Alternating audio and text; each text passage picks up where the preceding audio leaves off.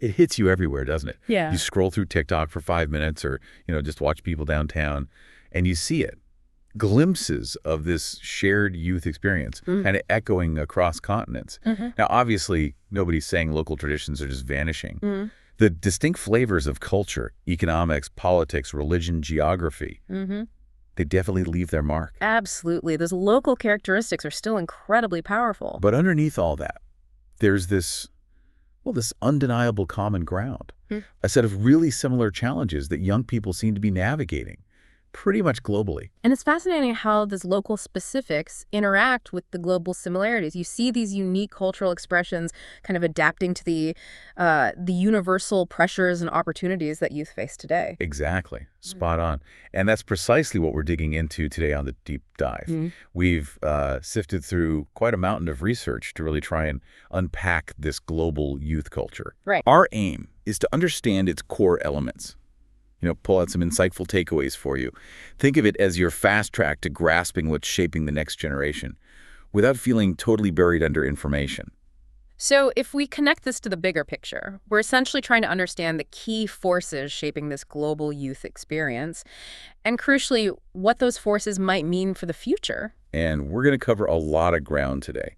We'll be looking at how social media shapes young lives, the surge in youth activism, the constantly changing worlds of fashion and music. Technology and gaming, too, right? Oh, yeah. Definitely technology and gaming, the vital subject of mental health, and those big overarching forces like globalization and consumerism. We'll touch on education and political engagement as well. It's a wide scope. It is.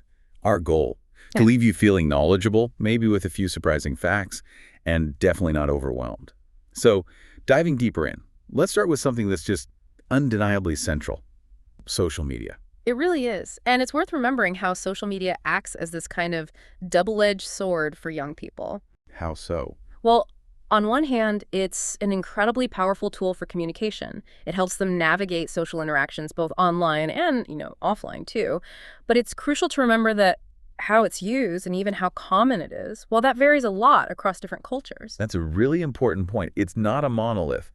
But where it is prevalent, social media is clearly smoothing out day-to-day life for young people. From the small stuff like just figuring out plans with friends to like more complex social navigation. But as our sources highlight, being part of this online world definitely has its costs, its challenges. And young people aren't just passively accepting it. They're actively strategizing, figuring out how to manage those downsides. Which raises an interesting question. How aware are they of these potential pitfalls? The sources suggest a pretty significant level of awareness, actually. Many are developing clever ways to, manage their privacy, control what they share. And it's just incredible when you think about how much access to information has shifted. Before social media, getting information was pretty restricted, wasn't it? Yeah. Filtered through established news outlets, publishers, editors. They controlled the narrative. Right. The audience was mostly just receiving information very top-down with few ways to directly respond or engage. Yeah. And connecting that to the bigger picture, the internet has fundamentally changed who gets to create and share information. I mean, now pretty much anyone with a connection can put information out there, bypassing those traditional gatekeepers. Totally. And our sources even touch on this really interesting idea that technology might actually help people overcome limitations caused by, say, lack of literacy skills. Think about how easily information can be shared visually now. That's a fair point. Plus, when people organize online collectively, they can push back against misinformation. There's power in that. However, this wider access isn't without its own problems, is it?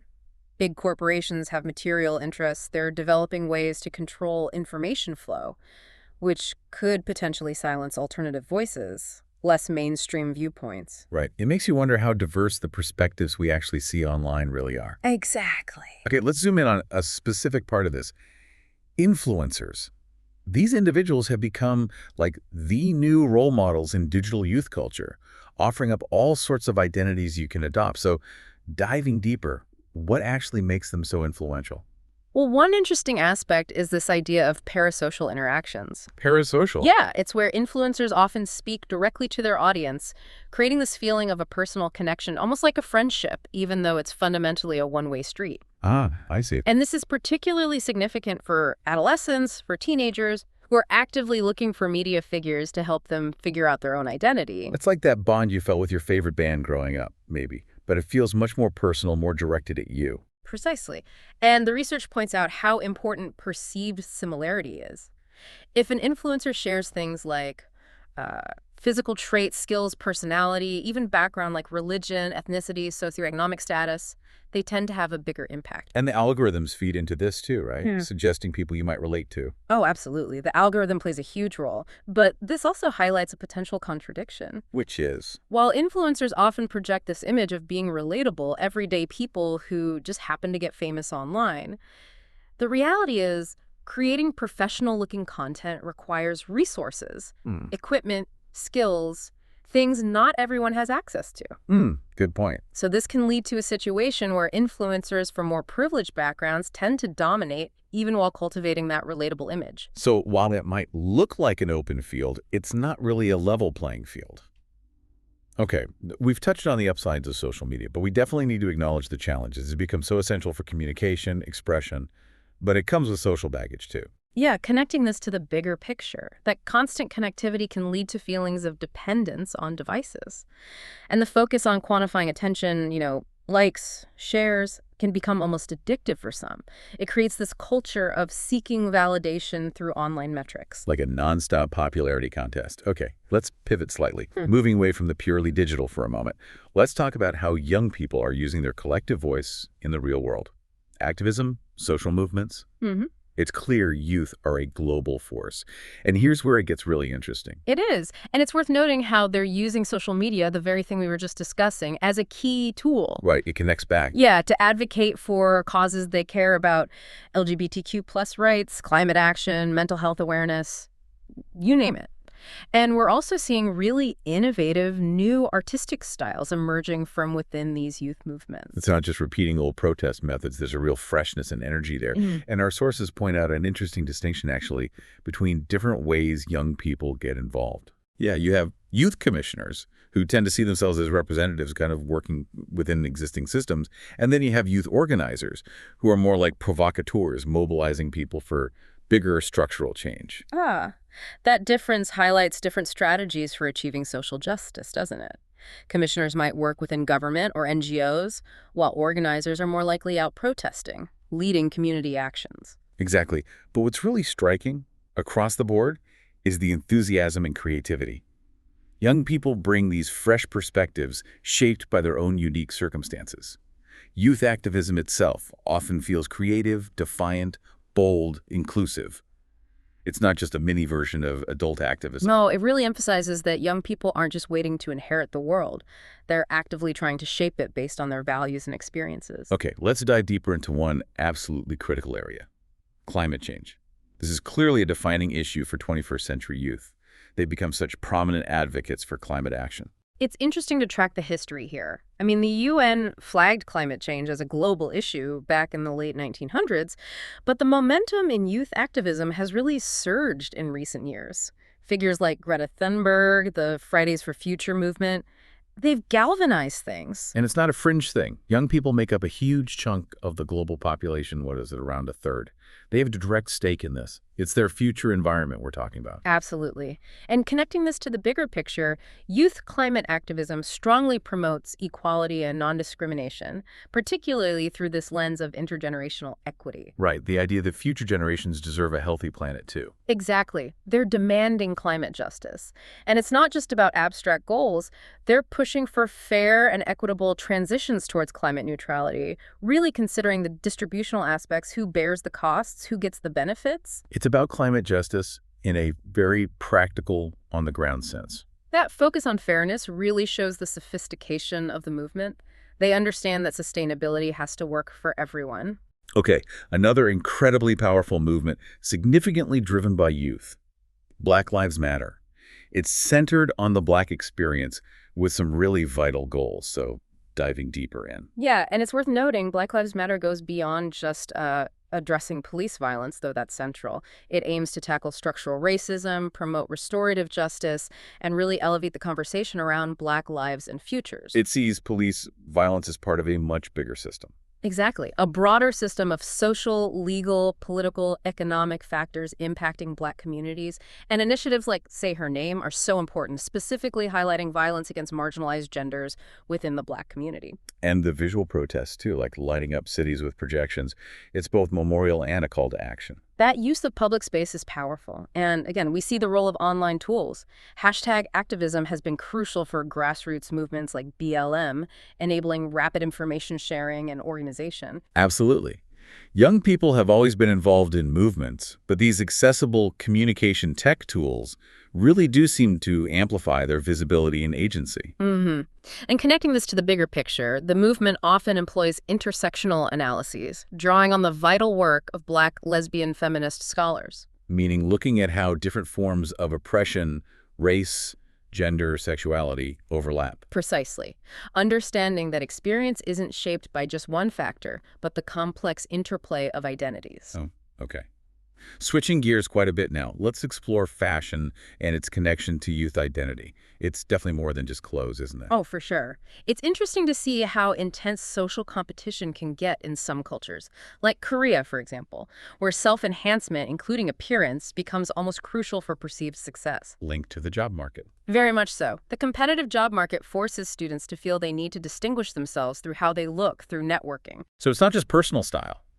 Our sources mention a shift away from a more casual, me-and-my-friends style toward the focus on brands, more sophisticated looks, all geared towards fitting into desirable workplaces, almost like a professional uniform.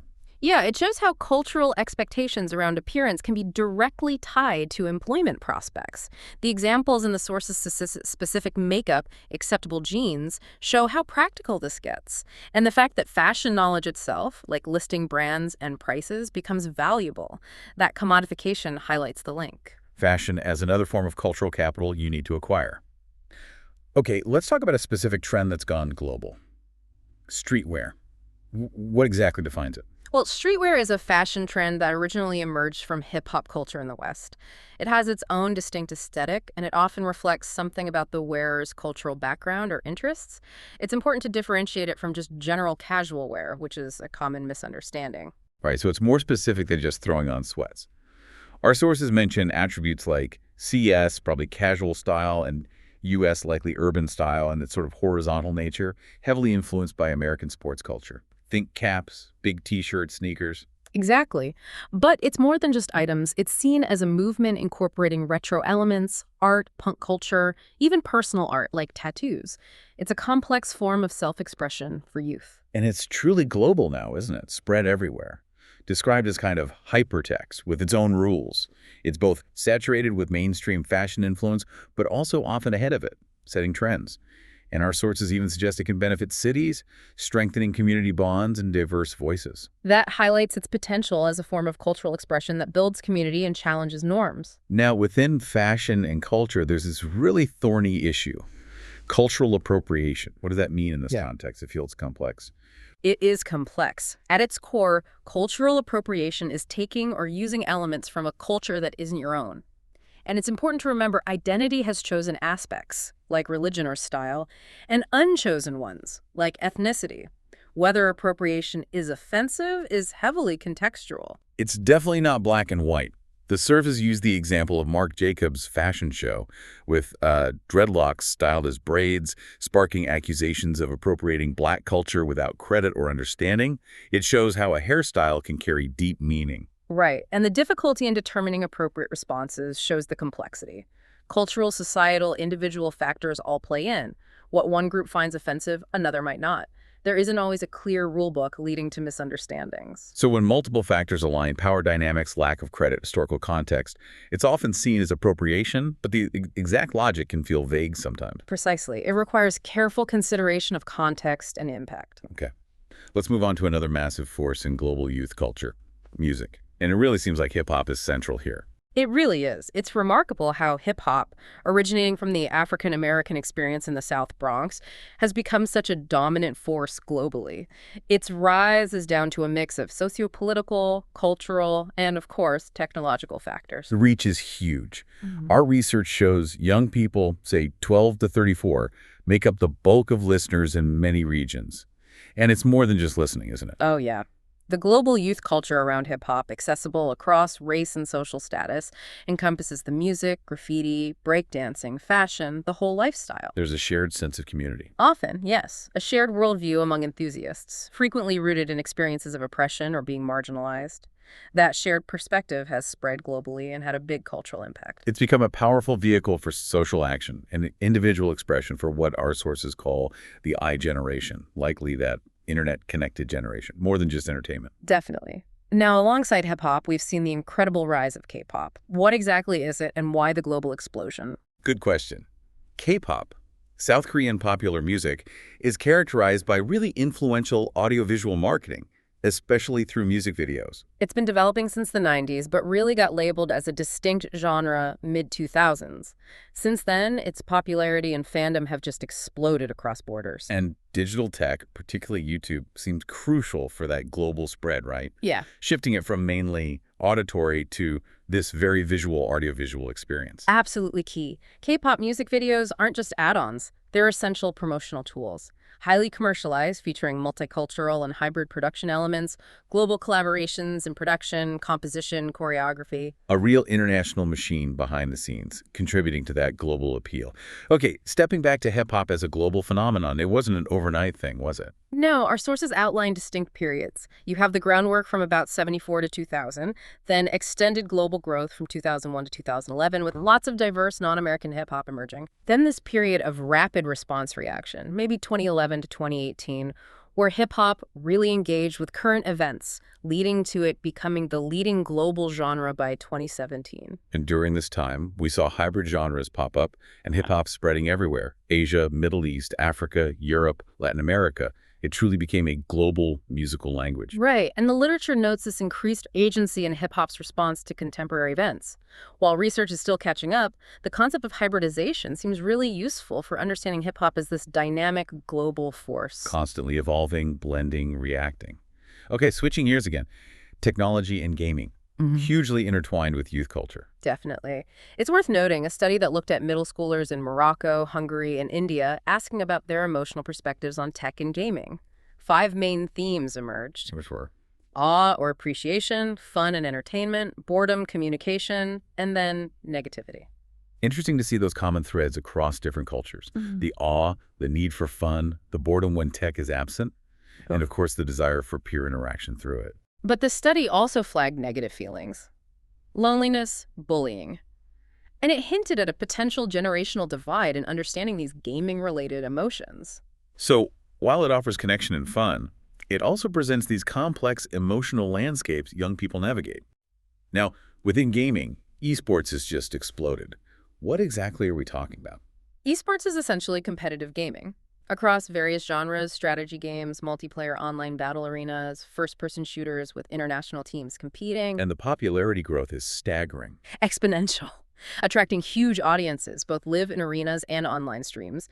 Youth are the primary consumers, forming communities around players, teams, tournaments. It's not just playing, it's watching, participating in the community, online and offline viewing parties, Right? LAN tournaments.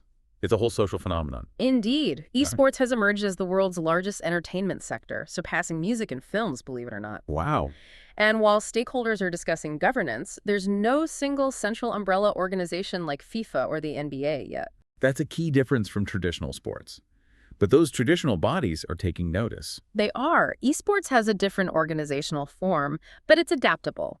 Highlights and recaps make it easy for newcomers to get into. And we're seeing global leagues sanctioned by the game publishers themselves, right? Yeah. Like Riot's League of Legends. Exactly. Huge viewership, but without the broad regulatory power of traditional sports federations, it's a fascinating hybrid space. Okay, another tech area capturing imaginations. Virtual reality experiences. How are these impacting youth culture? Well, it's worth noting how the boundaries between digital and physical worlds are blurring. Digital elements can inspire these VR experiences, providing an authentic feeling of knowing reality-less elements, not just learning about them. So more immersive, more direct than just consuming information.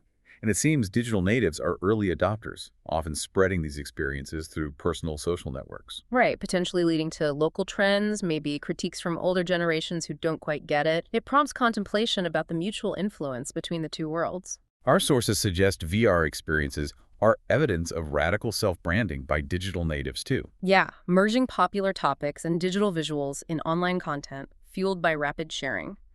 While disseminated through social networks, the rise of 3D environments might create a kind of chaotic chasm within digital communities, How so? potentially altering generational dynamics around guidance and critique. Ultimately, it could lead to a convergence of identity and self within these online virtual spaces. Raises big questions about how these spaces evolve and impact identity formation. Definitely one to watch. Yeah. Now let's turn to a topic that's absolutely vital. Mental health awareness among youth. It's a key global issue, no doubt, particularly affecting young people, say 10 to 24 years old. They experience high rates of mental health issues, but often exhibit low help-seeking behavior. We see this pattern in places like Australia, for example. Though it's maybe slightly less pronounced among youth compared to older groups. Possibly. And given young people's higher usage of social media, there's a huge focus on that connection. World Mental Health Day activities increasingly target schools, universities, and platforms themselves, focusing on youth mental health and social media. The core message being that respecting, protecting, preserving youth mental health is imperative for global prosperity. Absolutely. And the sources highlight the situation in India, where mental health problems are the leading health concern for young people, strongly linked to long-term social disability. Tragically, suicide is the leading cause of death for 15, 24-year-olds there. That's incredibly sobering. And there's this tension, isn't there? Growing interest in using social media for mental health promotion, but also widespread perception of its negative impact.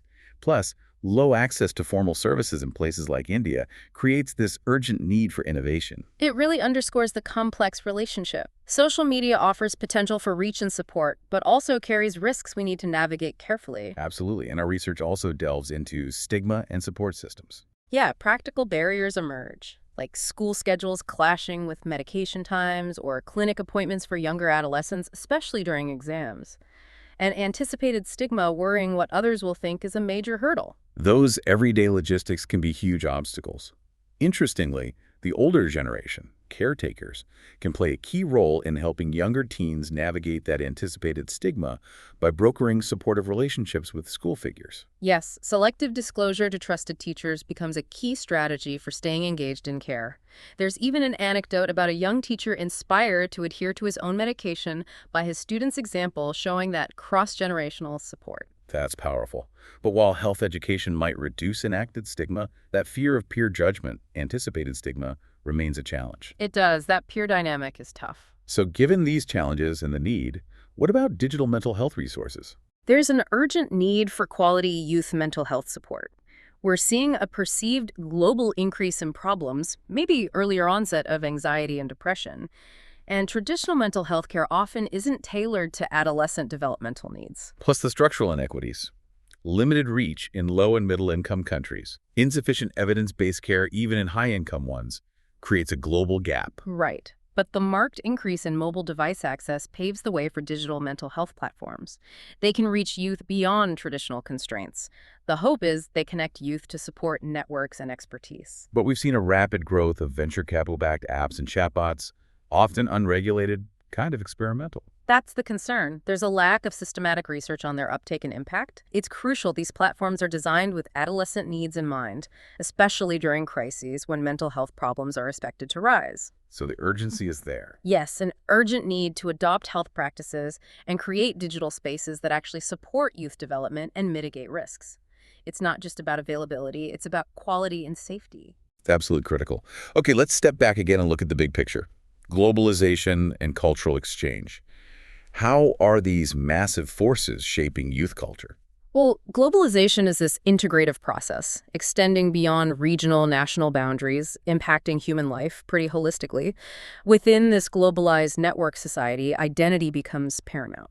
It's the process of constructing meaning through prioritized cultural attributes. So things like religion, family, gender, they're key cultural attributes that shape our sense of self in this global network. Local knowledge, sense of community, nation, they still matter globally. They do. And identity is constructed through culture, which is why people often defend their cultural identity as part of their self-concept. Now, there are different views on globalization's impact. A pessimistic view sees it potentially destroying cultural identities. But counterview argues it can actually intensify cultural diversity. Perspectives vary: bordered versus borderless world, balanced versus unbalanced cultural exchange. And globalization isn't just cultural, is it? It's political, technical, economic, too. Yeah. Driven by financial exchange and communication tech. Exactly. And the relationship between globalization and emerging culture is intertwined, reciprocal. It leads to increased hybridism, differentiation, a more complex, fluid world. A creative mix of identities seems more likely than pure homogeneity or polarization. But this rapid change can make it hard for young people to construct their social identities, right? Especially regarding education, cultural influences, the labor market. Yes, navigating that complexity is a major task for youth today. Essentially, globalization increases links between countries, and culture is our way of life reacting to and shaping that. Okay, and a specific area where this exchange is obvious is cross-cultural collaboration, particularly in music. It's really unprecedented, the speed and scale at which popular music now moves across cultures, media, artistic disciplines, all thanks to globalization. And new media services are totally changing how youth encounter and interact with music. K-pop's global rise being a prime example again. Perfect example. It underscores the importance of understanding current consumption trends. And it has pedagogical potential, too, for youth-led participation in this global mediascape.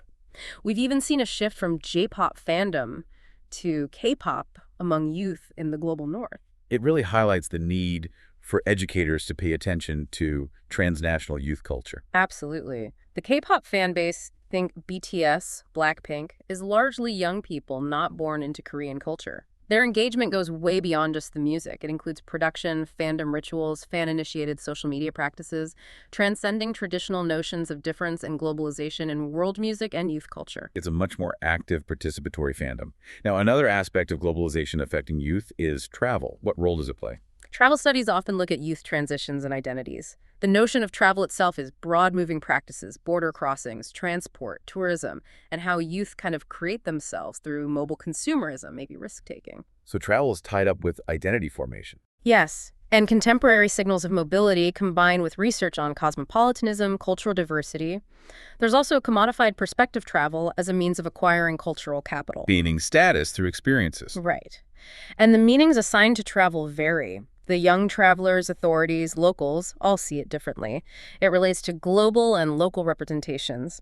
Our sources contrast the backpacker ideal long-term self-discovery with the reality, which might be more about extended hostel stays. Backpacking narratives are often constructed around aspirations, autonomy, connections, self-reconstruction. The story we tell ourselves about the trip. Exactly. There are also anxieties, food, drugs, and online forums reveal appetites and belonging linked to a tasting perspective on free travel. There's a suggestion, too, that knowledge and cosmopolitan practices might extend mobility beyond single trips to everyday circulations, potentially diminishing alternative, less predictable worldviews. Interesting point. Does constant exposure lead to broader views or a more standardized global outlook? Okay, let's shift to consumerism and brand loyalty. Definitely linked to youth culture, but it's more than just buying stuff, right? Absolutely. A major aspect of youth culture involves fitting into society, and youth are more than just passive recipients of media and brands. Research aims to explore what brand loyalty means to millennial consumers, how it relates to their identities, and what it implies for brands. What did they find? Are millennials less loyal? Not necessarily lacking loyalty, but it's different. It implies choice rather than exclusivity. Brands remain important for identity construction, even as the manifestation of loyalty changes. It was more conditional. Seems so. What constitutes loyalty varies among participants, tied to important emotions, experiences, ideals. If a brand deviates from those valued traits, consumers readily find alternatives. A lack of strong attachment doesn't necessarily mean a lack of loyalty. That's a subtle distinction. It is. Interestingly, participants initially had trouble identifying brands they felt loyal to, perhaps hinting at changing attitudes towards capitalism and consumerism. But eventually they did identify brands and showed stronger commitment than initially perceived. Suggests a more conscious consumer, aligning purchases with values, but not blindly faithful. Now, what about youth as trendsetters? They often seem to be driving change. Our sources describe today's youth engaging in noticeable global peer behaviors, potentially as an anti-culture reacting to the fringes. Examples given are countercultural aesthetics, sideways caps, oversized pants, graffiti, tattoos, branded clothing. Driven by coolness? The suggestion is often, yes, more by coolness than deep beliefs. These youth riots about wanting to wear certain clothes, there's talk of individual narratives of death within youth culture, with street style presenting this globalized aesthetic. But there's a contrasting view, too. Yes, a view of youth across continents still being locked into identity rituals, with immateriality being key, this idea of the shimmer of matter abraded in being in place. It's quite abstract. Very poetic. The conclusion offered is that a different cognitive behavioral youth world is emerging, beyond traditional fears and internet chatter. Suggests a fundamental shift in how young people experience the world. Now, as consumers, are they thinking sustainably?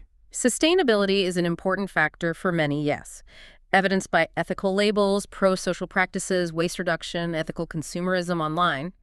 A significant portion of Americans, particularly young adults, regularly check ethical labels. That's encouraging. Environmental sourcing info is important too. Eco-friendliness influences supermarket choices, especially for younger consumers.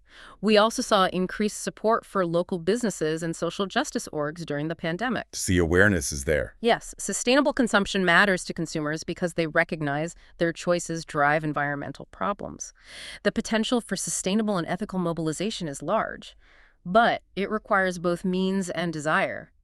Young adults with poorer education express lower levels of sustainable choices. So accessibility and education are key. Definitely. We need to redirect habits sustainably across a wide range of consumers through awareness campaigns and programs that improve the ability to act sustainably. Makes sense. Okay, let's shift to education and learning styles. Clearly fundamental for youth. Right. In OECD countries, youth engagement in risk behavior has generally decreased, except, interestingly, for drug use. But educational disparities have widened. And unlocking youth potential is crucial for economic growth, right? Especially with declining school-age populations in some areas and global competition. Absolutely. COVID-19 posed huge challenges to educational performance, leading to systemic efforts to enhance resilience. Low youth engagement negatively impacts mental health, development, employability, and education's long-term role in economic growth and social cohesion is undeniable. So what policies are being tried? Efforts include boosting engagement through re-enrollment drives, remote hybrid learning options, adapting curricula, extracurriculars, also addressing inequities like learning poverty and digital divides while ensuring efficiency and effectiveness in teacher training post-pandemic. It sounds like the pandemic forced a fundamental shift. It did, necessitating a whole system approach that builds on resilience and innovation to ensure lifelong learning, balancing equity, effectiveness, efficiency, and flexibility. It's a major overhaul. And one of the biggest elements of that shift was the rapid move to online learning. Yes, the pandemic forced school closures, leading to rapid adoption of online learning to prevent educational disruption. Understanding the challenges requires in-depth local case studies, like the one mentioned in Chinese primary schools. What did that study explore? Challenges, interactions, cultural understanding during the shift, reporting experiences of students, teachers, parents. Using a socio-cultural perspective, it analyzed functions of platforms like Zoom pedagogical, social, administrative, and the associated challenges. Classroom management, pedagogy, personal factors. The takeaway being? Educators need to consider both tech and cultural contexts in teaching design, and software developers need to consider cultural issues in learning apps. Another study investigated online learning during the initial lockdown, focusing on digital media use and perceptions, often using quantitative methods due to contact restrictions. So lots of adaptation, lots of ongoing research into what works. Are there alternative education models being explored too? Yes, our sources mention a project in Queensland, Australia, partnerships between academia and a boutique school for disenfranchised youth, advocating for socially transformative education. What did they find? Using a social constructionist framework to interpret teacher interviews, they found perceptions of benevolence and empathy alongside institutional obstacles. A dialectical analysis helped understand privileged versus marginalized contexts through judgments about students and practices. Highlighting the downsides of standardization. Exactly. The unintended consequences of standardization and performativity. Alternative models are crucial for opening spaces for more emancipatory philosophies. The project aimed to explain the frame, urgency, and politics of alternative education in Queensland, offering insights into this school and its potential for wider application in our current neoliberal era. Looking beyond the standard model for solutions. Okay, let's turn to political engagement and voting trends among youth. Historically, youth political engagement in the U.S. was under-researched compared to older groups, but the emergence of online participatory politics among youth complicates the traditional view of low engagement. So less involvement in formal things like parties and campaigns. Right, lower youth involvement there, but higher use of new media for political expression and information. Interestingly, there's a link suggested between that online participation and increased voting in the 2012 election. So research is looking at both formal and informal new media engagement. Yes, focusing on trends in both. There's a need to understand youth political identities and experiences in this radically different social environment. New media has transformed youth political practices, offering peer-based forums for dialogue outside formal institutions. Creating new spaces for political conversation. And what about actual youth voter turnout? Well, youth are demanding political influence, and turnout appears to have been rising since the 1996 presidential election. There's a strong relationship between age and various forms of participation generally, but traditional measures might underestimate youth engagement. And targeted mobilization can work. Experiments suggest, yes, targeted efforts can increase youth voter participation. The focus here is on active voting habits of 18-24-year-olds, excluding indirect socialization. The argument is that youth voting results from interactions between citizens and leaders' parties, youth orgs, government, individuals seeking opportunities. So the consistent rise since '96 and successive mobilization efforts are key takeaways. Yes, plus high interest among 20-24-year-olds, a general interest in having a voice, though maybe waning closer to elections. Suggests more engagement than previously thought and potential to increase it further. Yeah. How do campaigns target youth specifically? Routinely, through advertising, direct contact, outreach via organizations, youth organizations also run their own campaigns, and obviously digital and social media are increasingly crucial for reaching youth voters. And campaign approaches have changed. Absolutely.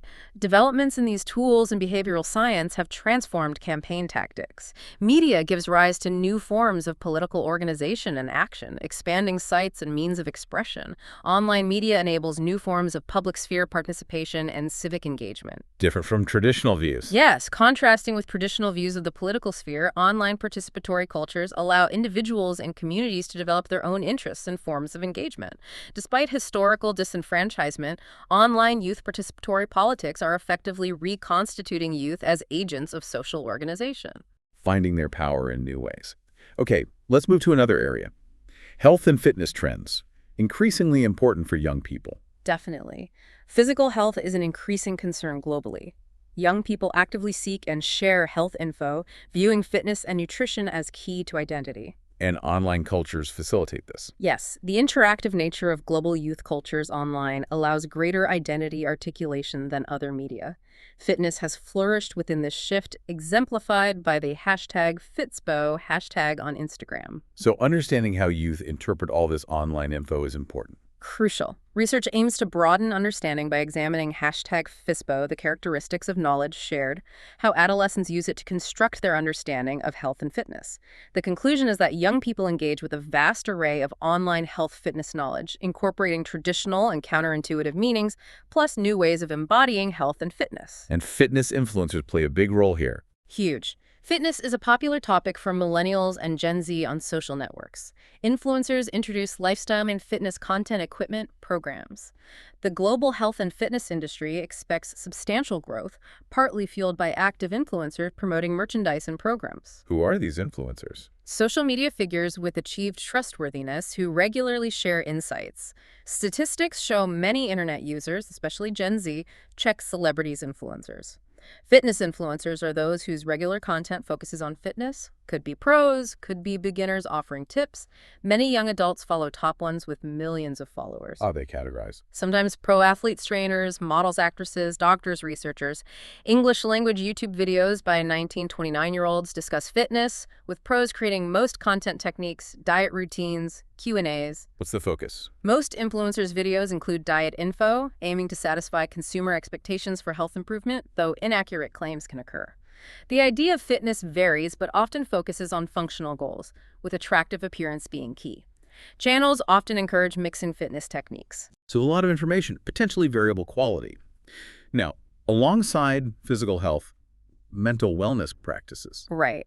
Increased global attention on youth mental health, but often lacking consistent understanding of mental health, wellness, well-being. And, importantly, often lacking youth perspectives on what they find relaxing and important about these practices. Why is hearing from youth directly so vital here? Because researchers may be removed from youth culture, factors making these engagements positive might be hidden from adults. Researchers, practitioners, decision-makers, youth orgs need a clearer understanding of youth perspectives and daily opportunities for engaging in wellness practices. The context matters. Hugely. One study aimed to understand culture, mental health, wellness from the perspective of Native American youth for contextualized insights.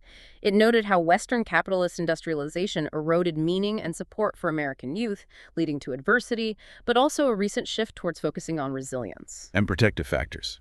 Arts participation, engaging in pro-social activities are protective for mental, emotional, social well-being. Youth culture is taking a position in mental health, though it's poorly understood from youth viewpoints. Emphasizes needing culturally relevant approaches. Yeah. Okay, let's talk diversity and inclusion within youth culture. Diversity simply means the presence of differences reflecting the social world's complexity. Schools, institutions engaged by youth clubs, families are forced to address social diversity. This offers growth opportunities, but can also trigger division. So how institutions respond is key. Critically important. How they proactively embrace and respond to diversity, ethnic, cultural, political, religious, gender, sexual orientation. Recent projects, school interventions, cross-country collaborations focus on promoting constructive engagement with diversity. Why the focus on youth? The assumption is approaches to differences aren't fully established during this period, making it a window for change. But there's also a risk of disillusionment regarding diversity during youth, and unfavorable power dynamics can impact lifelong development. So fostering positive engagement early is crucial. What about representation in media? Youth in the West grew up in a heavily textual world. TV, newspapers, internet providing culture, info, identity. They're the first generation born into this.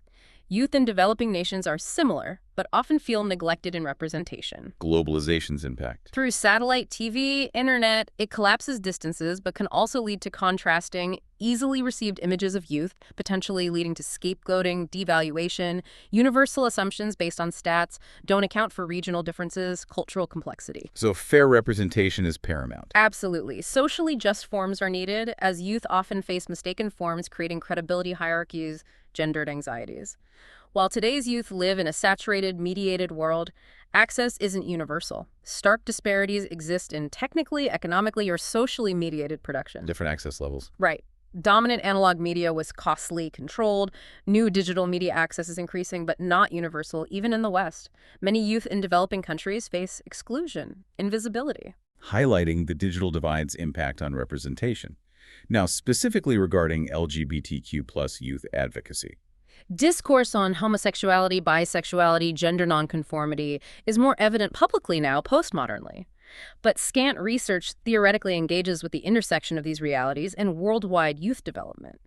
LGBTQ+ youth are particularly vulnerable to discrimination, exclusion, despite equality principles. But there are advocacy efforts. Numerous national and local campaigns by human rights wards advocate for their social, cultural, political inclusion. Significant shifts in laws norms in some countries, but far from universal accommodation. What are the key barriers? Societal and governmental homophobia and transphobia are key grounds for discrimination, perpetuating heteronormativity, marginalizing LGBTQ+ individuals, violating their humanity and rights. They're still victims of violence, criminalization in various countries, facing opposition to rights recognition. Even extreme measures. Sadly, yes.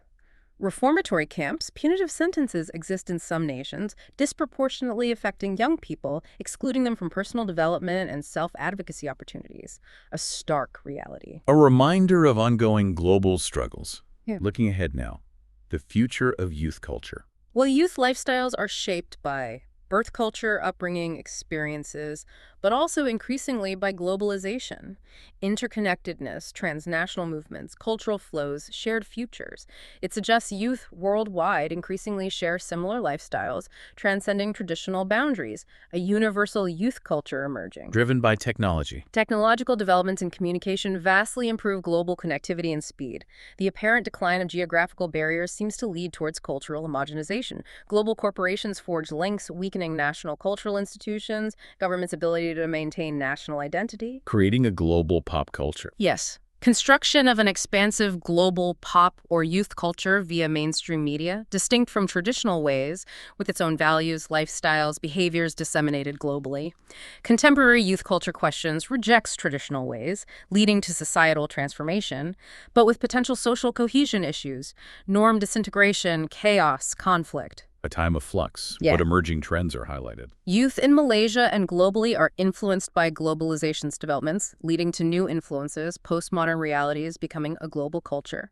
Global youth culture is defined as a complex product of tech development replacing localized factors. Described as. A rapidly evolving technocentric culture rooted in knowledge pursuit, virtual dissemination, and the emergence of a global youth anti-culture as a reaction, a complex set of transnational social problems becoming a subculture. How did this play out in Malaysia, for example? Youth as a distinct cultural group is relatively recent there, last 25 years maybe.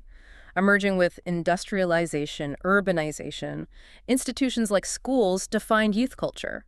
The next wave was driven by Western TV, private TV, rising living standards, education, precipitating a globalized youth culture. Shows how local history meets global forces. Finally, predictions for the next decade. There's a paradox. Current youth are the most documented generation, yet receive less analytical attention than previous ones. We rely on past, often Western-centric frameworks. It might not fit anymore. Exactly. The internet revolution, subsequent social changes are radically different. Understanding based on prior knowledge might not work. Today's youth differ significantly even from those half a generation ago, rendering older literature anecdotal. So the past isn't necessarily prologue here. Right. While the previous decade, think 90s, The Matrix, Nirvana, X-Files, products of successive tech domination, was characterized by breakdown, chaos, cynicism, angst, hyper-reality. The prediction is the next decade promises synthesis fostered by technology. A move from fragmentation to integration. That's the intriguing suggestion. A shift fostered by the very technologies that perhaps drove the previous era's fragmentation. A really interesting thought to end on. So, to wrap up this whole deep dive, what are the absolute key takeaways we need to hold on to? Well, first, researchers increasingly need multilingual, multicultural approaches to grasp evolving global youth subcultures. We must move beyond presuming Western academic work is the primary lens. Local cultural and policy contexts are crucial. So training future scholars to understand local cultures, languages is vital. Essential to contextualize global knowledge and address local phenomena. And remember, while globalization promotes a global youth culture, local youth cultures and consumption patterns remain significant. Media literacy education needs to consider this local ownership, socio-political mediation of media content. It's a huge task for future researchers. Enormous, especially in nations like Malaysia with emerging interests in mass and social media. We need increased international partnerships, cross-national intellectual collaborations to support the next generation of scholars, facilitate knowledge transfer, especially as traditional academic avenues might be drying up. And educational institutions have a role. Yes. Investing in initiatives that retain talented individuals within their countries of origin by fostering skills and cultural fluency. So considering all these rapid changes, this interconnectedness we've explored, what are the most crucial aspects of youth culture you think we need to understand to support the next generation's well-being and development in this increasingly globalized world? And perhaps, what role do you see yourself playing as a listener in understanding or maybe even shaping this evolving landscape?